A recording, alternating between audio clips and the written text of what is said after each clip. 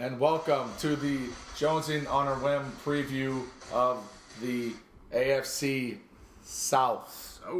Yeah. Even though the top of my sheet says NFC East. Yeah. I knew what you meant. But the questions pertain to the AFC South. Yes. All right. And speaking of questions, we'll dive right in. First question, this is our top 11, our 15th week podcast. We'll start with the Texans, since we live in Houston. With Joel Dreesen now in Denver and James Casey's move to fullback, the depth chart at tight end after Owen Daniels looks much different than it did a year ago. And an offense with the tight end seems very important. Where will they look to fill the perceived void left there? And Stefan, go to you. Yeah. Well, first of all, I gotta say I really like Owen Daniels. I mean, I think he's a really good tight end. Look at his stats; they're not, leap off the page type stats. Over the past few years, he had some injury problems a couple years ago, so that does make this question pretty important. I mean, first of all, because they use a lot of two tight end sets. Six in the league. Six right? in the league last year. And the two tight end thing seems to be becoming a bigger part of a lot of teams' offenses. Your Patriots draft, they have like 7 of them. Yeah. So whether he's hurt or not, they definitely need somebody else. And they've been giving a lot of reps in preseason to Garrett Graham. The Texans' other tight end. Yes, he's also from Wisconsin. Right, he's like a Daniels clone. Right. He looks like the clear number 2 right now. And Graham, has looked good in, obviously it's a very small sample size, in the preseason, but, had 3 catches in the first game. So he could be a big part of that offense. And I see Casey, even though he's a fullback, I could still see him being a pretty big part of the passing game, coming out of the backfield. Kind of more like an H-back, like a Jim Kleinsasser kind of player. Right. So, I think they got people there. But, of course, if Daniel gets hurt, then things get tougher. Right. And they've recently brought in Moore Norris, but he's 34 years old. And that's to play fullback. Yeah. So I think maybe they're hoping he can play that, so maybe they can move Casey back over to tight end. But Dreesen and Casey combined last year for 46 catches, 613 yards, and 7 touchdowns. Mm-hmm. And Daniel had 54 for 677 and 3 touchdowns. So that's 10 touchdowns from the tight end position. So they, like you said, they do use this position a lot in their offense. They do a lot of rollouts, and a lot of times it's the tight end that's the recipient of the ball. But you're right. Like you said, off to a good start. 3 catches, 44 yards in the first preseason game. You put that over 16 games, it's 48 catches for 700 yards, which is more than the 677, or more than the 613 that Dreesen and Casey had in week 1 and last year's numbers. So, of course, it's high expectations or hasty expectations. And it's one game. I mean, if he'd caught 2 balls, then it would look a lot less impressive. Right, and I don't think he caught a ball yesterday. So, so that kind of takes away from those numbers a little bit. But he could achieve that. Owen Daniels in his 3rd year, which is what Graham is entering, he was a Pro Bowler, his only Pro Bowl appearance. So I'm not saying that that's going to happen for Graham, but 3 years, your 3rd year is when you usually make the leap at either tight end or receiver. Yep.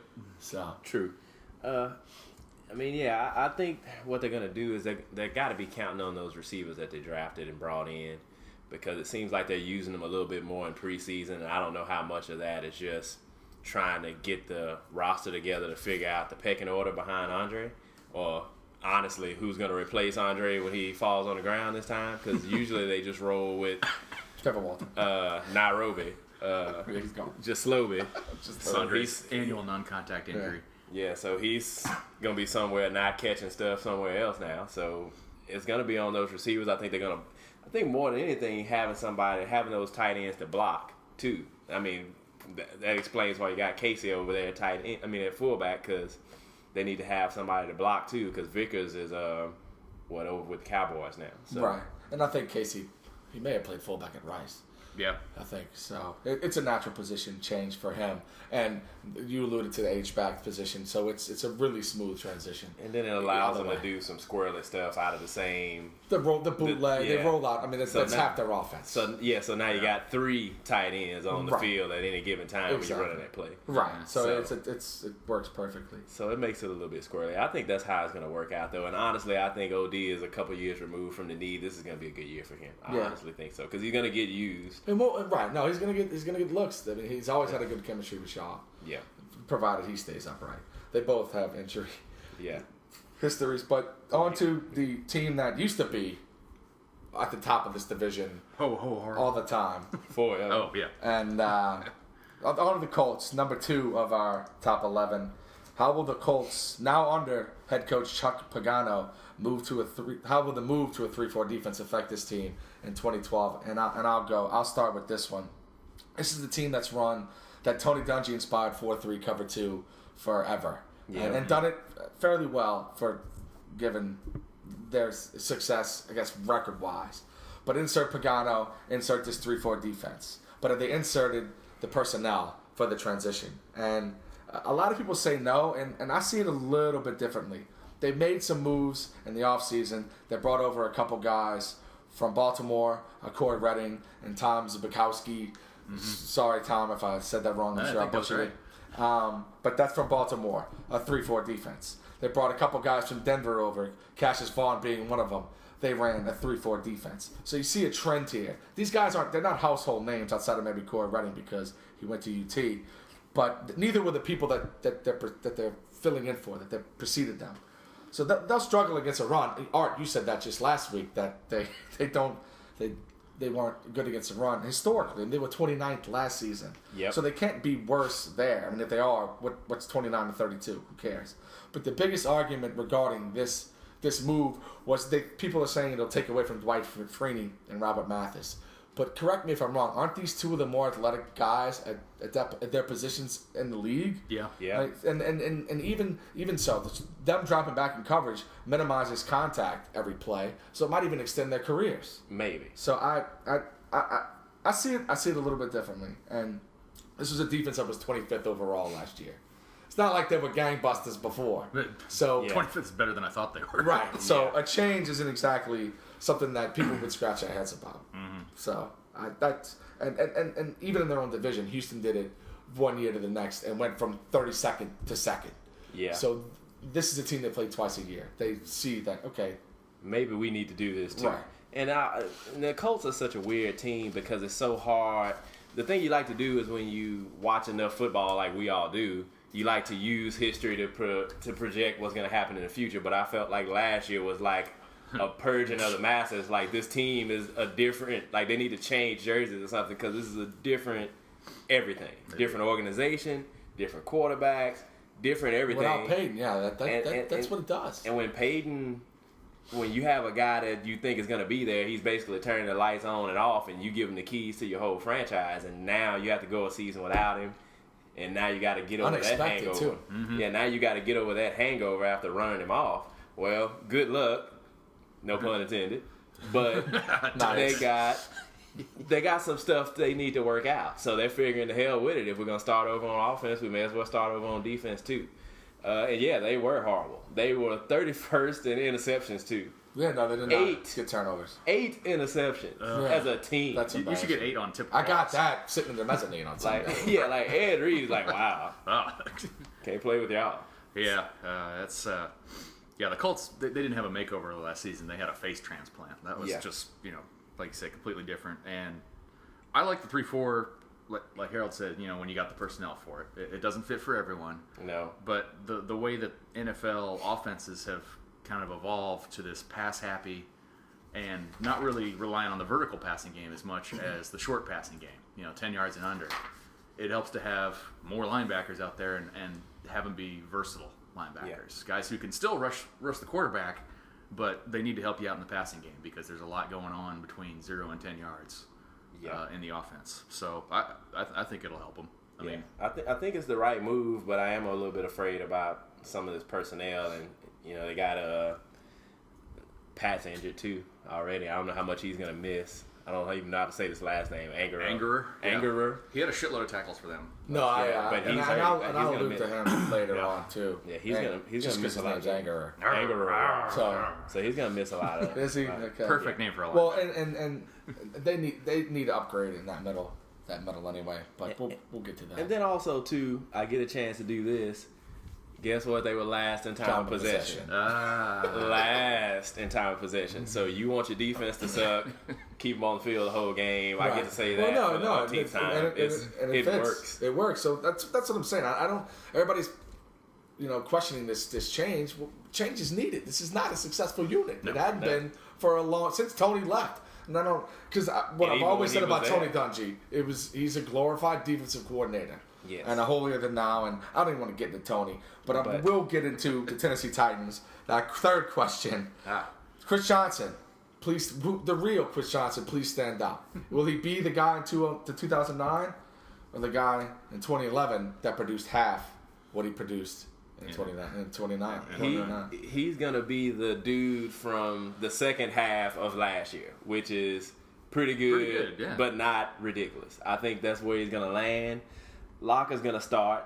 I mean, when I was looking at this, we were talking about this in the middle of the week. Yeah, that O-line looked bad the first week, but they kind of made some space for him a couple days ago this week. They added a beast at that, and then I'll get to him in a bit too. So, and the schedule is, as far as run defenses go, it's kind of a mixed bag. Mm-hmm. So, I think he's going to land in a pretty decent place. And he's so hit or miss. I mean, what the glaring thing for me is his yards per carry average. It's declined every year. Yep. Mm-hmm. And 2,000 yards is what, 3 people have done it? Or 4 people? OJ, him, Dickerson, Terrell Davis. I mean, that's holified ground. I mean, it's not you can't expect that out of him every year. He might expect that, or he used to. And my biggest issue is his confidence. He, as a runner, as a speed guy, that hasn't wilted. He just last week said he could beat Usain Bolt in a 40-yard dash. So he knows he's fast. But he's also said, I step on a football field now and I don't have the confidence I used to. I don't think I'm the best player. I don't think I can just get out there and make a play. That confidence, for me, that lack of confidence, is enough. Will he be a middle-of-the-pack back? Sure. Never again elite for me. Yeah, and we saw it last year. He lacked that explosiveness, and we knew there was nothing wrong with him physically. Right. And so that comment just, that fits right with what we saw. Yeah. Now, getting 2,000 yards, you'll notice those other guys who did it, none of them ever did it again. So you get a lot of attention when you rush for 2,000 yards. But, his comment about, he doesn't feel like he can make that play by himself. He can. Yeah, and that's the point. That's what made him great. Yes. He was, 82 yards in a cloud of dust, 80 yards later. In 2009, he had some heart-stopping runs. Yeah. Yes. Where it looked like he was just kind of running on air. Right. And he's gone. And, people were taking good angles to tackle him, and he was 5 yards past him. Right. And the safeties are going, what the hell am I supposed to do now? And he showed a bit of brilliance on Friday night, but it was Tampa, so I don't want to read too much into that. So 1,000 yards, 1,100 is just unacceptable for me for Chris Johnson. And 4 yards a carry. That's you got to improve on. I think he will do a little better, like 1,400 or something like that. I think what he did in 2010 is about what we'll get. Around 1,300 yards. He did 1,364 in 2010. But his yards per carry need to pick up. I think it was about 4.3 that year. Yeah. See, the other thing about him though, he was he's not kind of like a Jamal Charles before he got hurt. He was I'm about to get 6 yards for real every time I touch the ball. Not I'm going to get 2 yards and then score an 80-yard touchdown. Mm-hmm. Chris Johnson is more the opposite. Like, I'm going to get 3 yards over here and 2 yards over there, and then all of a sudden I'm going to get a 50-yard touchdown. Right. And when you take away those 50-yard touchdowns, and that's why the 4.8 per carry. Yeah. And it'll be interesting to see if he can rush off a couple of those. With that schedule, though, I think there's a couple of games there where he can have the random 40, 50-yard plays. Right, and you drive Friday night, and you drive 6th, though. If you can convince yourself, he'll be there. He might not. That's what's scary. Yeah, on the question, we did just have 2 touchdowns on Friday. That's the brilliance I was speaking of. But again, against Tampa. So moving on to the fourth question, which is a multiple answer question. MVP, offense and defense for these teams in this division. Who needs to step up? Who needs to be better than they were before, or needs to be as good as they were before for these teams to be successful? And we'll start with Jacksonville since we didn't address them in any previous question. Oh yeah, they're in the division too. And rightfully so, in my opinion. But this is a little difficult. Obviously, Maurice Jones-Drew is the easy call, but he's not signed. He's not in camp. You could also make an argument for Gabbert, but I'm gonna pull an art here and go with a unit. I'm gonna go with the receivers. The Jags threw a lot of money at Laurent Robinson, drafted Justin Blackmon in the first round, who looks to be everything is advertised so far, other than the drinking problem. But again, like I said before, I can't judge him on that. They brought in Brian Robisky, who's a steady player. And even 5'8" Mike Thomas, I do like what I've seen out of him over the last 2 or 3 seasons. So it's definitely a position of concern for this organization. They've addressed it. They've already released Lee Evans, which nobody signed him, so that's the red flag. Yeah, it's done. So they need to step up. They need to help this young quarterback who's looked more poised in this preseason.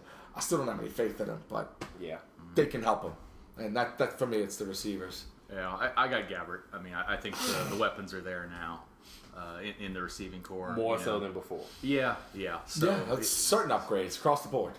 He's just got to get the ball in their vicinity and not hurt the team, because the defense is not bad. It's very solid. 6th overall last year. Yeah, they were inexplicably good. I don't know how, but I guess they could kind of sort of run the ball, but they weren't executing well enough to score. I looked at my magical stat; they were fine there. And I mean, but, TOP. I don't know how they pulled that off. I guess they just held on to the ball and made. I haven't heard anybody in the defense either. Me neither. But they had some ugly type games. And Del Rio was the coach, so and that's a big. He's a Tony Dungy for me, a glorified. He's a defensive coordinator, and he landed somewhere this year as defensive coordinator. So we were talking about that. We did. It was earlier in the previews, and that's why. AFC West, perhaps. That's right, and one of those, and that's why I said that defense would certainly be better going forward. Mm-hmm. But we'll look it up. You just all right. I want to say it's Denver, but I could be completely wrong with that. That sounds exactly. But I agree with Stephon here. I mean, this is a Gabbert situation. They're gonna roll him out there again.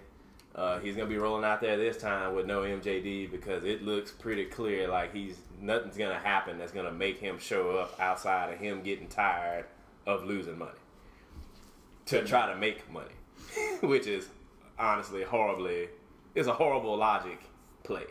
If the owners say, "Well, stay at the house, we don't care," and Rashad hasn't looked that bad either. Yes, he's looked actually very good. So that's enough to make MJD's got to be at the house kicking couches now, because it's like, well, sheesh, I need you to fumble, come up limping, not run 6.8 yards a carry. Like I need sucking, please. Right, like you're making me look bad because you can show up with the same team and look good, like making him look.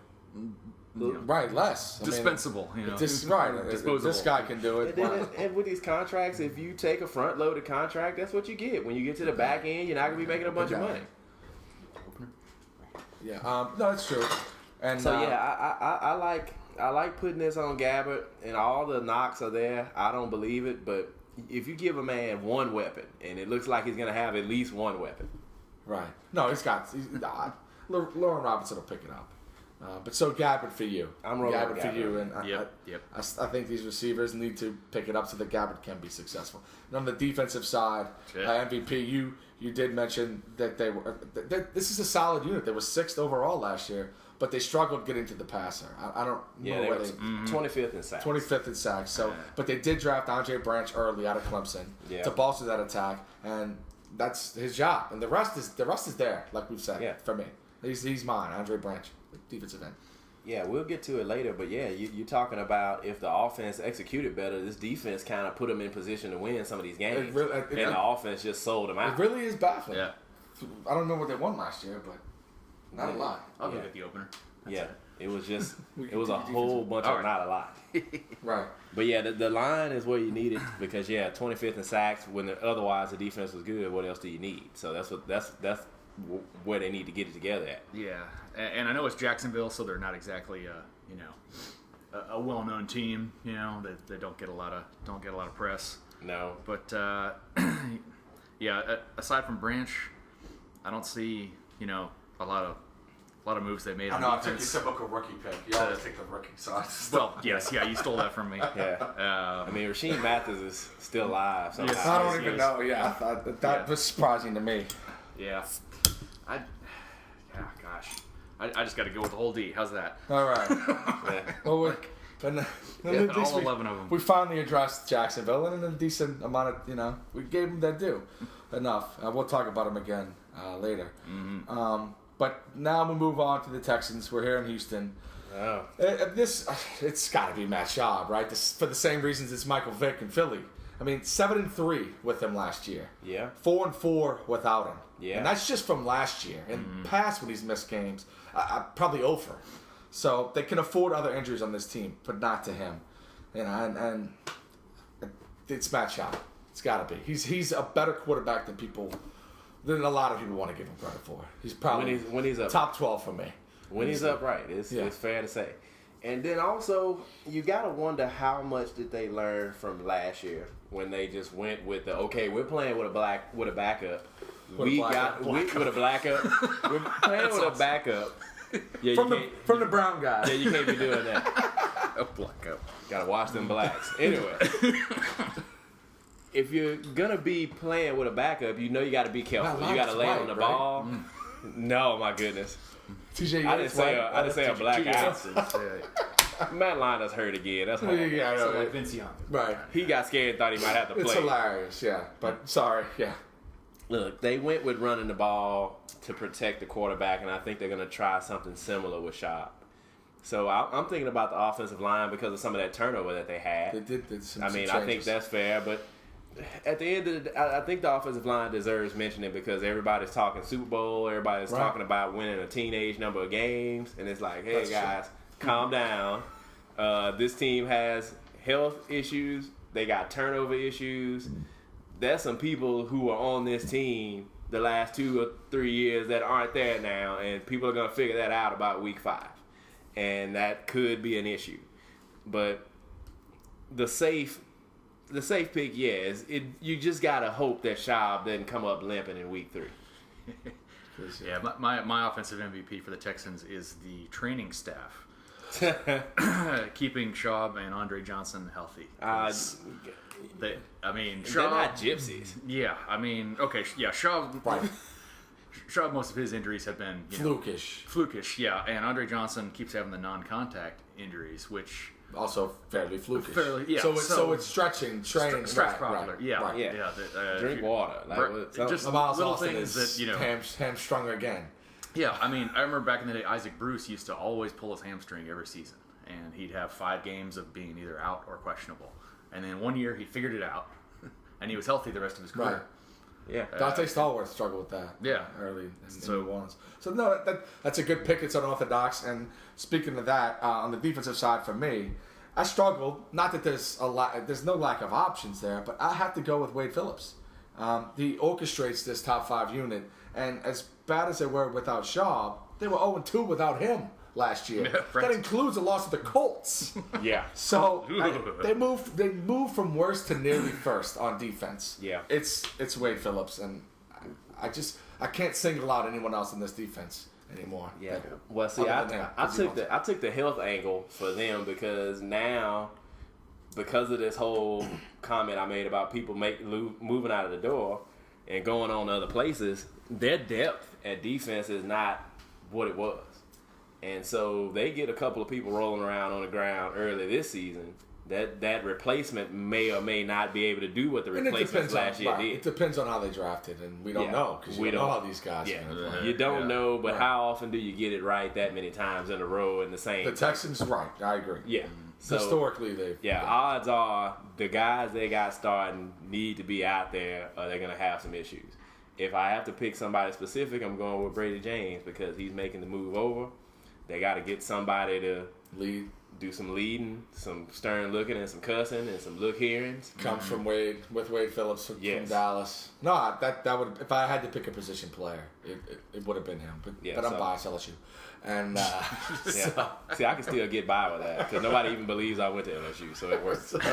Really? So Stephon? Yeah, I'll go with the linebackers. I won't be that specific about James, although he's a good candidate to be that leader that they haven't really had since Ryan's departed.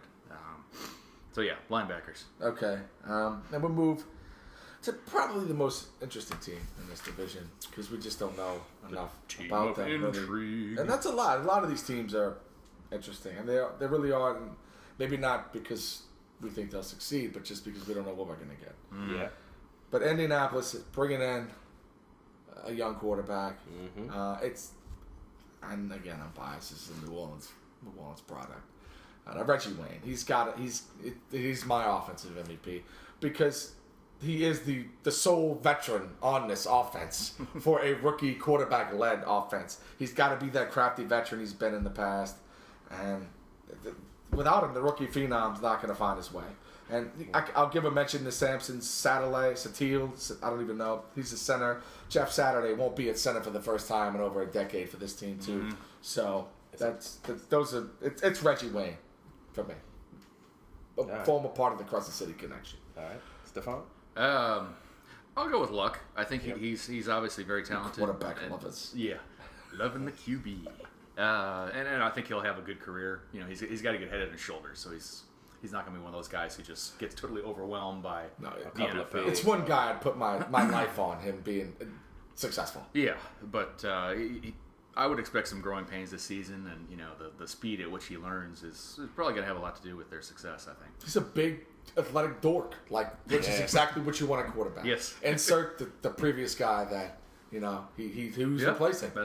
So it's these lucky ass goddamn Colts. But yeah, they worked it out. You want to take Wayne, but you won't. I wrote him down. I thought you were one of the rookie tight ends. But I'm gonna say state away.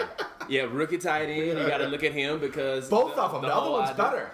But then also you got to look at how dare you ignore Mewelde Moore's locker room presence because he's here too.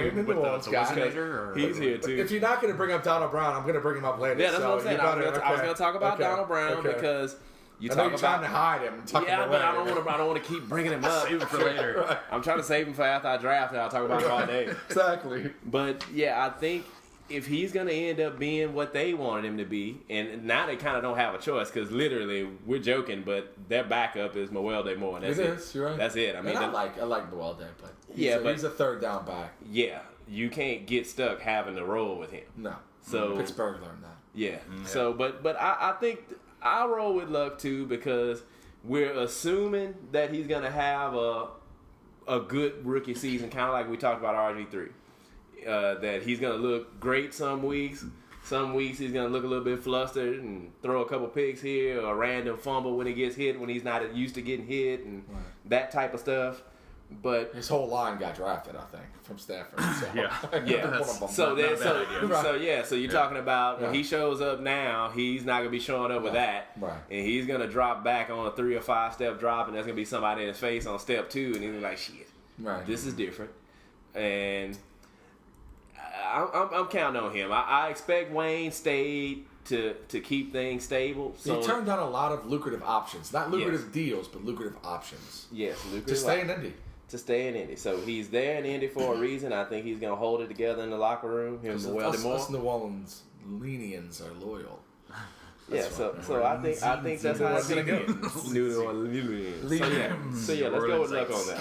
Okay, and on defense, we alluded to this a little bit earlier when you brought up the middle linebackers. I guess Anger is hurt. Yeah, but his name's Anger, so Hill. And then Cavell Connor. But in the 3-4, the middle linebackers have to be in coverage a little bit more. Yeah. Especially when your two ends, one outside linebacker and one end, are Freeney and Mathis, who are going to spend most of the time heading to the passer. Yeah. So this is and coverage is something they've struggled with in the past. So they need to improve their coverage skills. I guess one of them's already hurt, but the two inside backers are the secondary is fairly solid. There's some names there that I've heard of, so that helps. Yeah. But these two guys I haven't, and in this defense and the way they're going to run it, with like I said, Freeney and Mathis attacking the quarterback most of the time, they need to pick up their game, and so it's these two guys, but more universally, it's the middle linebackers, two inside backers. Yeah, I can see that, and that's something that's going to be important too, because something to highlight on this schedule. They're playing the Lions, the Packers, and the Patriots. So no running game. guess what? If you don't have a good pass defense, you're about to eat 3 ugly fantasy football people happy type losses. Yeah. So they're gonna have to get up against some quarterbacks. I mean, they're gonna be losses, no less. Yeah, but they're gonna have to right. be harassing some people. Right. Because they didn't compete last year, and now they've done a complete facelift, and they tried to keep a couple pieces that they felt like they needed. So I'm still looking at Freeney and Mathis because they got to get some pressure. They do. Somehow. I mean, Right. they were 27th in sacks. Right. No, that's 31st in interceptions, and that speaks to your secondary, but that also speaks to lack of pressure on quarterbacks. Right. So quarterbacks didn't have to make any holy crap type throws. Right. So there was no interceptions out there to get. Exactly. So you end up 31st. You and end that up goes with along. And you that end up- goes along, yeah. You end up with half a season of Ed Reed interceptions for a whole team. Right. Is what And you end up with. right. And that goes along with my pick at middle because those guys are going to have to be running to the passer. Yeah. Stephon? I'll go a little different direction, and I'll go to whoever the starting nose tackle is in this 3-4. Because, yeah. I don't know if it's... He's hurt right now. Is it McKinney? No, it's It's Antonio Johnson. yeah, but Johnson. he's nicked right now. But that was another strong pick because they need to stop the run. Yeah, I mean, Yeah. it's Yeah. all going to fall to him, basically, Right. and I'm looking at his vitals. He only weighs 310. I want my nose tackle to be 360. 350. Well, yeah, because you're blessed with Yes. with the train and with Will Fork and Yeah. Love, those guys are 400. right. But you see how that works, though. It does. Yeah, it Yeah, does. it's like, does good work. luck running in that direction. Yeah. Right. So at 310, I think he's going to get pretty beat He's up. already hurt. Yeah. Yeah. So he's so- already hurt. So okay, yeah, find some Bigger guy. rookie free agent who's 350 plus, and Right. see what he can do. No, that's a good pick, and like we kind of because I think the secondary is fairly solid, and we did address the front seven, which needs addressing by Yeah, by them. and then also if I go back to my time possession thing, and I'm serious. There we go. I'm serious about that. It's ad nauseum. If your offense sucks, your defense is gonna struggle. And if your offense can't be on the field, the defense, they're telling stripper stories, and they're getting halfway through the story, and they got to go back out, and it's like, well, damn it. Right. No, it's And true. they- I and wanted those to big find guys. out what Destiny did. Come on. Yeah, and you got these big, and especially on the line, you got those big guys that are kind of sort of not healthy in a healthy type of state of being 50, 80 pounds over what anybody ever ought to be. If that guy gets tired, that means he's not going to be making tackles. And then that means people are going to be running on you. Yeah. And then when people run on you, then they can pass on you. And then they start scoring on you. And then you lose games right. in a boat. And we'll move to the fourth team here. Speaking of running the football, I think Tennessee needs to pick that up a bit. We already addressed Chris Johnson, the real. Please stand up. They were 31st in the league last season running the football. Yikes. But they added Steve Hutchinson, who's been one of the best guards in the game yes. Oh, yeah. for over a decade. So his addition, he's a quick study, brilliant guy. I don't know if it's Stanford or he's a smart guy. It's him for me. That line, they're not underachieving. They've suffered some injuries. They've had the Kevin Mawais of the world and all these guys. But Steve Hutchinson, left guard, bolstered that running attack, which can hardly be called an attack. Yeah. But it's Yeah. Steve Hutchinson, Yeah, he was from Michigan. Michigan. Okay. It's So, yeah. still a great school. Yeah, I mean, Seattle, Minnesota. The man has a resume. Yeah. And And he's got running backs. with stories. Peterson. And running and- backs that owe him and- money, basically. Right. So I seem to recall when he left Seattle, like their running game collapsed Well, instantly. because also the Bama back, whatever his name was, he kind of Well, he had some terminal foot injury or something. right. Yeah. What the hell's his name? But I'll find it. I don't want to Yeah. talk about it. All right. I know exactly. No, what I it's know like. the LSU game, but all right. So who you got on offense? All right. On offense, I'm looking at CJ. Yeah. 1.1K or whatever he's going to end up being because Well, my, Unacceptable. 1.3K. My issue is last year in the first half of the season, we had jokes. We were watching those games. People were talking about, oh, it's Chris Johnson. His He's confidence, great. man. And he showed up, and he looked like he was dying for somebody to come near him and touch him where he could fall on the ground. And it took like that last month before he looked like, let me get out here and break a tackle before I lose my job. I think I'm gonna call him Chris Little Johnson. He kind of looks like Little John. Oh. Yeah. Yeah. What? Chris Little Johnson. I don't know. But sorry. Yeah, I'm counting on him because those 50-yard plays have to come because that's what you need. That's another thing To that survive. that's another thing we can say if they're gonna have Jake out there. You want a quarterback to feel good about turning around and handing the ball off, and you can pay him back by getting when the blocking is there, make the play happen. And if he's out there sauntering around, he doesn't feel like breaking tackles, or he doesn't feel like hitting the hole with seriousness, then he shouldn't be playing football.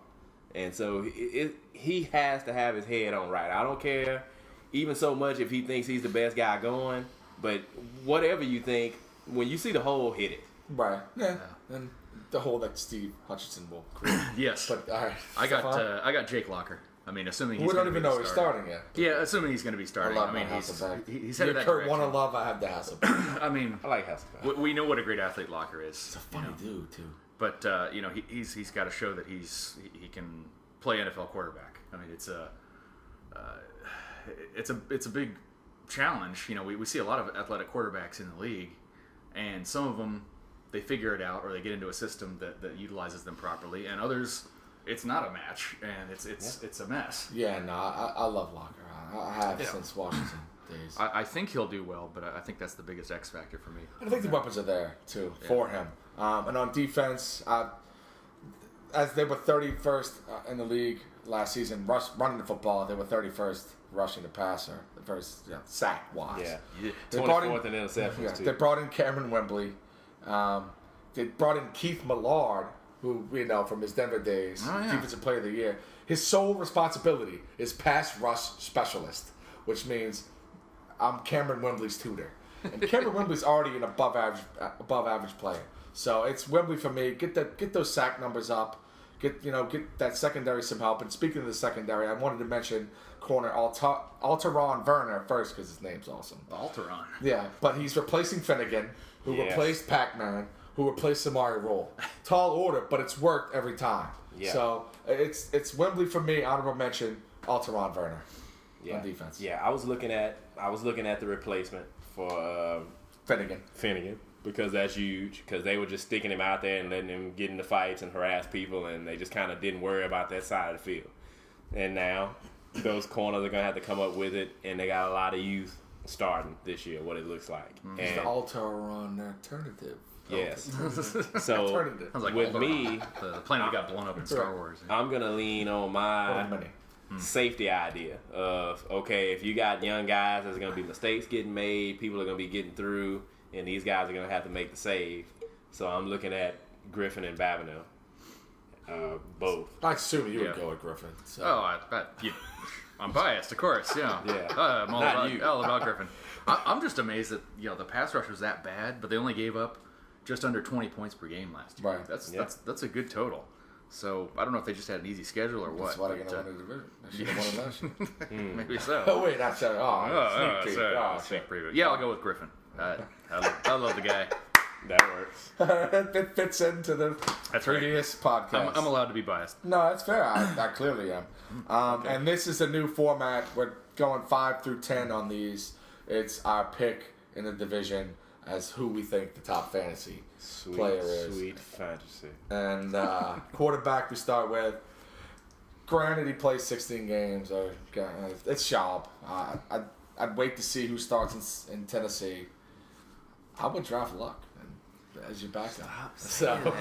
As your backup, and maybe as it evolves, you could probably start him with a straight face. But it's Schaub for me in this division. Schaub's the only one you draft in the first 10 rounds anyway. Right, at least, and that's just because you live in Houston, you got to draft him sooner. Right. Right. Well, someone else will draft him. Right.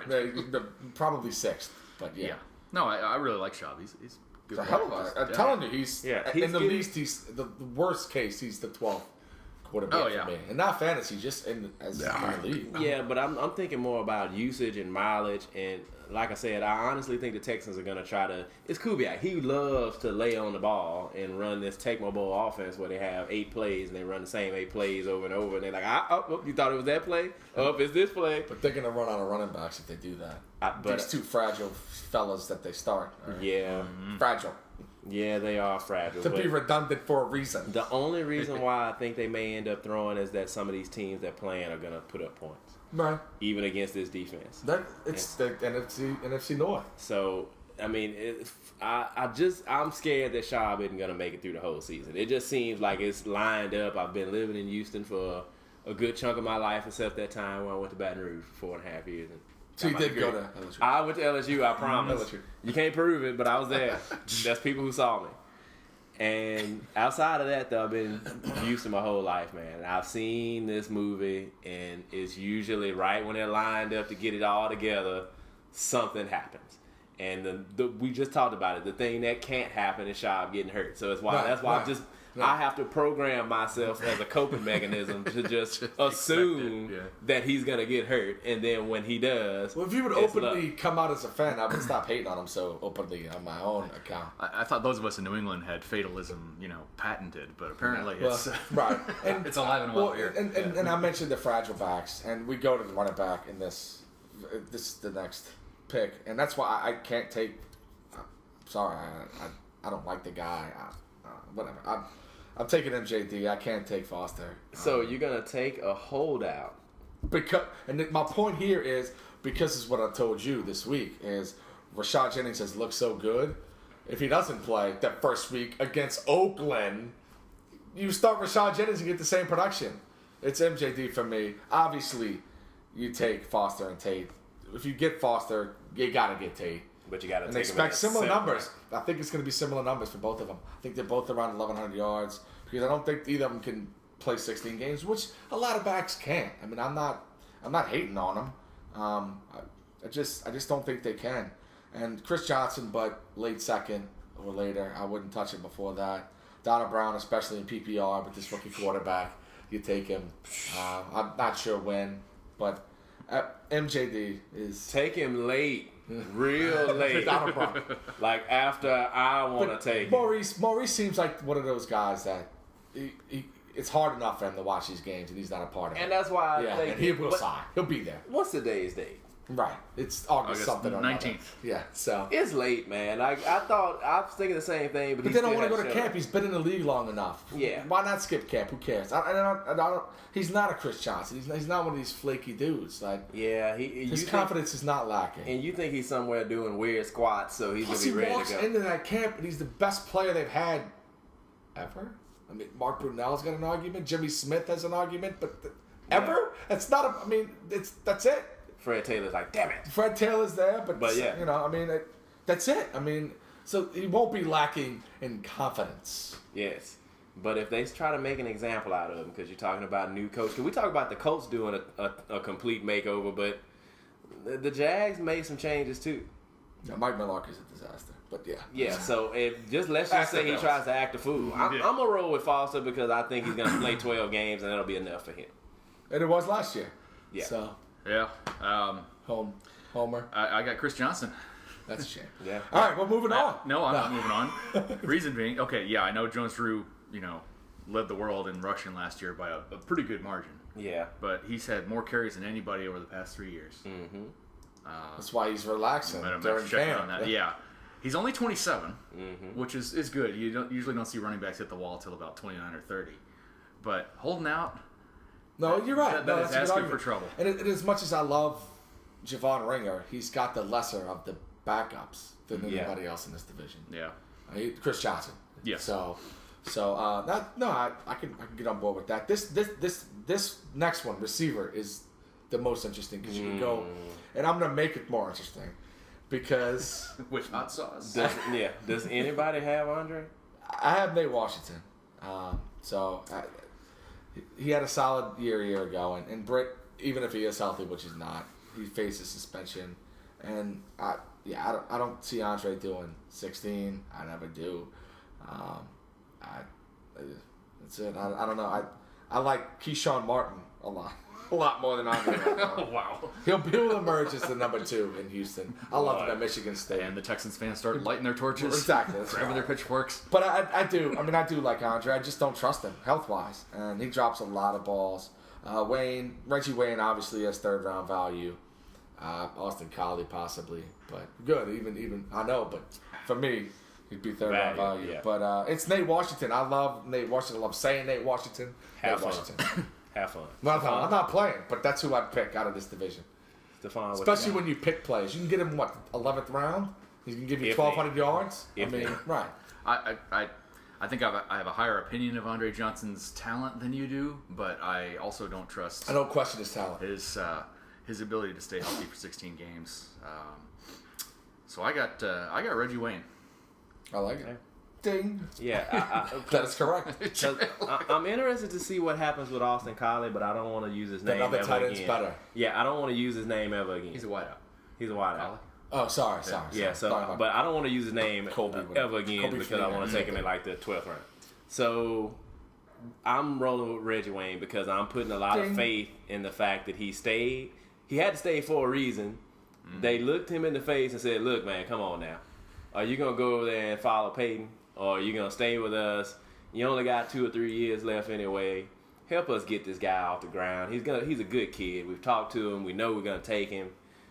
Stay for us, man, and we'll even chunk you a few dollars too. Come on, man." Right. No, that's I can't argue. And so I think he's gonna. I think he's gonna pay him back. No, and that's hard for me to argue. Yeah. But tight end, another interesting one in this division. I had to go with Jared Cook, especially if Lockett wins the job as a younger quarterback.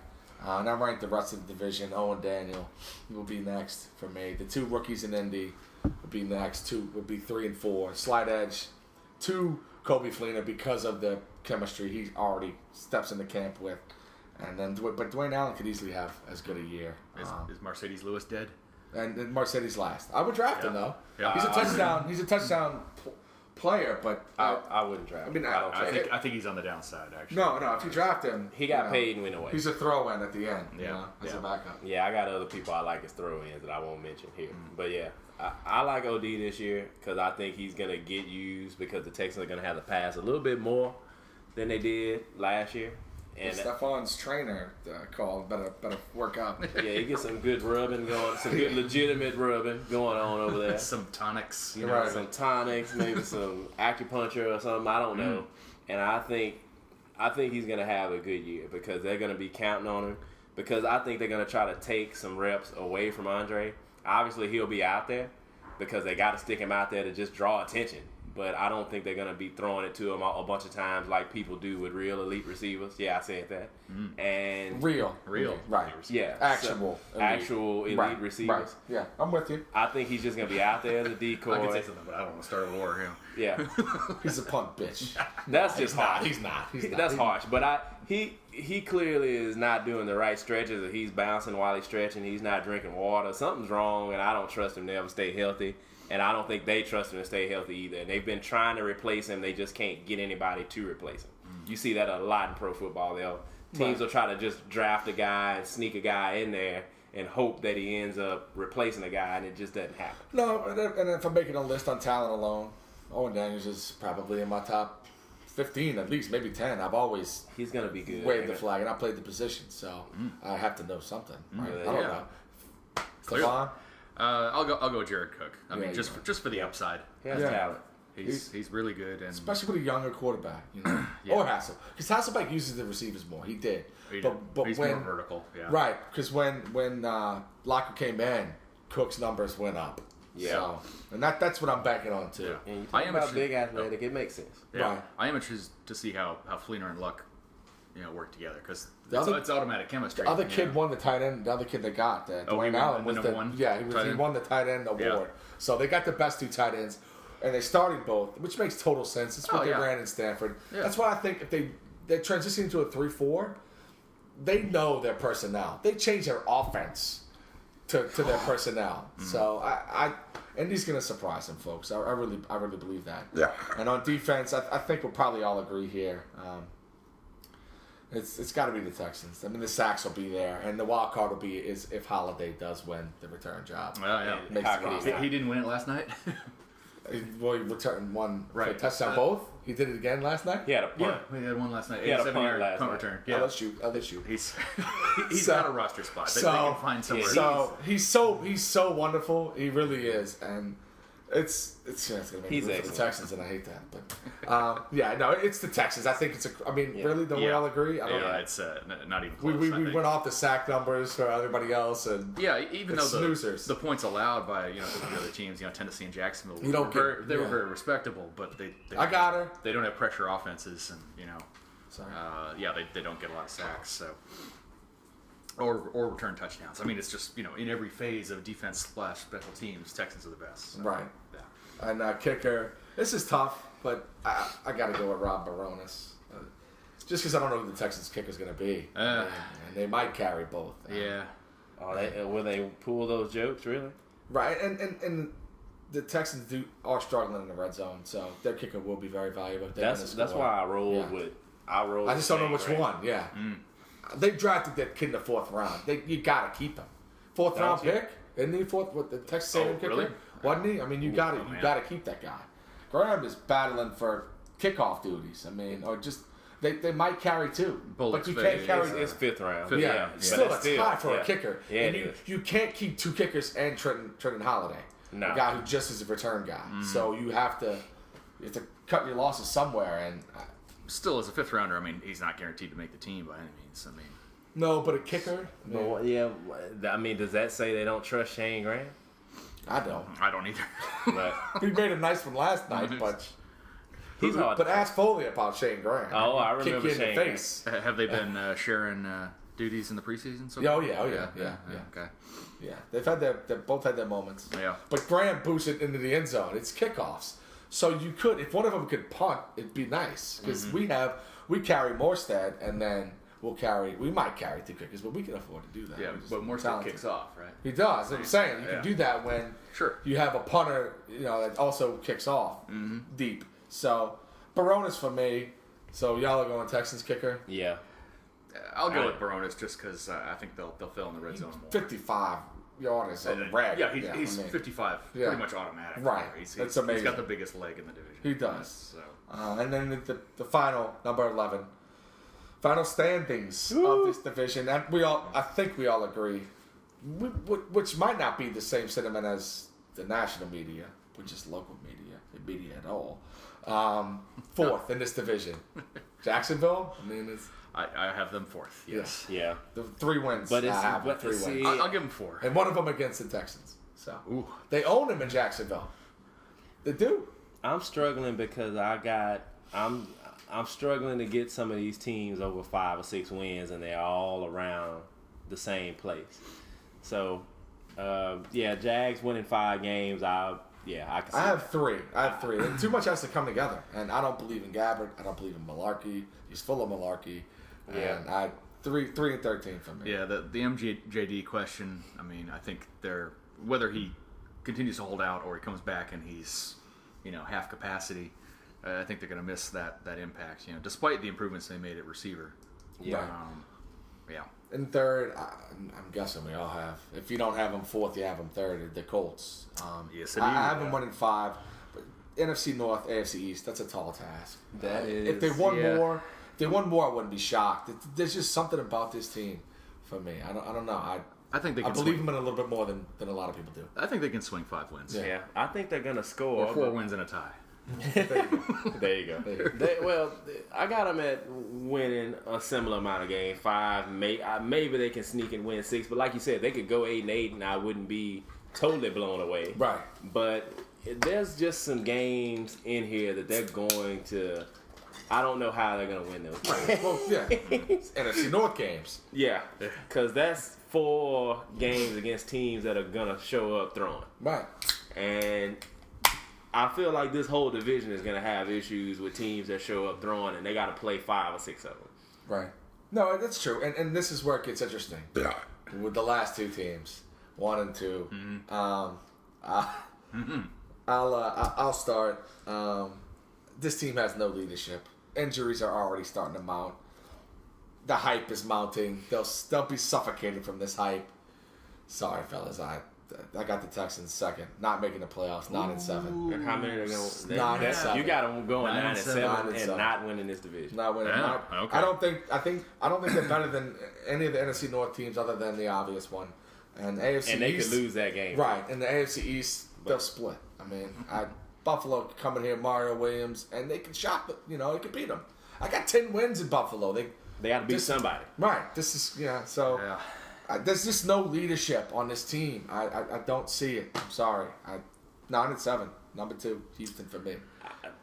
I got them in a similar place. My problem, similar record. You don't have Tennessee winning games. I don't see where Tennessee is going to win all these games. Right. That's my problem. So I feel like the Texans are going to pull a Texans. They're going to disappoint everybody and win like 9 games. And then they're somehow going to still make the playoffs because they're going to win the division. Right. With 9 wins. Right. Because I can't get the Titans up to winning more than 9 games. Mm-hmm. And No, I have Tennessee with 9 too. I just have them better conference record, better division record. Actually, and that's the tiebreaker. Right, it's the first tiebreaker. Yeah. And Tennessee's they had weaknesses a year ago. I think they addressed a lot of them, and I think I like their moves. But 9-7 for Tennessee too. But how do you have? I got Tennessee at 8-8 and Houston at 10-6. 10. Okay. Yeah. So it's going to be an interesting division. Yeah, it was a pretty uninspiring 10-6 last year, but they had the injury problem. But they started 7-3, so right. So And again, this is not. I don't think this is a 12-win team. I'm not coaching it. 2, injuries they just have a history of it. Andre's not going to play 16. Foster's not going to play 16. Then Tate's going to miss time. Shaw, I think, will give you 16. It's a contract year. Yeah. They'll roll his ass out there. But I just don't. I don't see it. And that Wade Phillips could be on IR by week 6. Who knows? So and historically, I've liked Tennessee, and I tolerate the Texans. And I know we have a lot of Texans fans, friends, but I'm sorry. I call it like I see it. I really do. And that's why I made the trainers their offensive MVP. Right. Injuries should kind of ebb and flow year to year. Teams will have good years and bad years. Luck plays into it. It's a rough game. It is. Yeah. I'm not hating on these guys. Right. It's just, but when you have these guys consistently, always getting cut down by similar looking injuries, right. You start to wonder about training practices, or the turf, or whatever. Something. Right. I mean, you talk about them in the schedule. I mean, this is going to be a tough schedule for all 4 teams. But they got at Broncos week 3, and then week 7 at home against the Ravens. Those are the 2 I won this division games that they got to deal with. Though you could have worse I won the division games to have to play. So that's why I just think they're gonna land 9-7, something like that. But this Tennessee situation, man, I just don't see it, man. I bet the Texans were pretty good in time possession last year, though, right? Yeah, we're on the hour mark, so they were. They were. Sorry, man. That concludes our review, our preview of the AFC South. Again, sorry all y'all that are Texans fans. But y'all don't fucking listen either. So it's just well, you only had them 9-7, Right. That's I mean, if a tiebreaker goes their way, it goes their way. I'm not gonna apologize for not putting them 14-2. Yeah, right. Because we know that ain't happening. Yeah. But if Trenton Holiday makes that roster, then maybe I'll be a bigger fan. How could he not 2 make that games, roster? 2 returns, and touchdowns. Yeah. And he was 30 yards every other kick return. So, all right, well, that's it. Please refer to the normal podcast, which will be posted along with this on the Facebook page. And that's it. One more division to go. All right. Best team in the league. Which one is that one? Which one? I can't remember. Which one did we not do? It's a lot of injuries right now. I know it's. So it'd be hard for me to. You'll really test my bias. My bias will be tested a week from today. I don't think it's gonna be tested. It's just gonna be on display. Right. Yeah, it's gonna be reconfirmed.